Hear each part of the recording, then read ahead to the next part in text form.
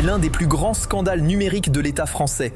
Un logiciel censé moderniser le travail de la police nationale a englouti plus de 250 millions d'euros d'argent public pour un résultat jugé aujourd'hui inutilisable. Son nom, XPN, un projet lancé il y a plus de 10 ans, présenté comme la future révolution de la rédaction des procédures policières. La réalité ? Un fiasco monumental dévoilé par la Cour des comptes. Pendant plus d'une décennie, ce logiciel a accumulé les retards, les bugs, les choix aberrants.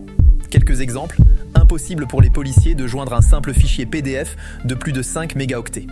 Des photos floutées ou compressées au point d'être inutilisables pour les magistrats. 17 clics nécessaires pour accomplir une tâche élémentaire. Et surtout, un outil tellement instable que des brigades entières ont dû revenir au papier. 257 millions d'euros. Pour un logiciel que la Cour des comptes qualifie elle-même d'inexploitable. Pire encore, le comité chargé de superviser le projet, officiellement prévu pour se réunir tous les mois. En réalité, 5 réunions en 10 ans, puis plus rien.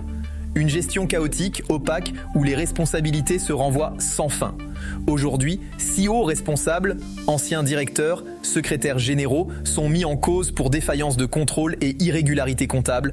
Pendant ce temps, les policiers, sur le terrain, réclament du matériel qui fonctionne. Les contribuables, eux, découvrent qu'un quart de milliard d'euros a été absorbé par un projet incapable de remplir sa mission la plus basique. C'est un échec, un gaspillage monumental, un scandale d'État. Et au-delà du logiciel XPN, c'est toute une question qui se pose.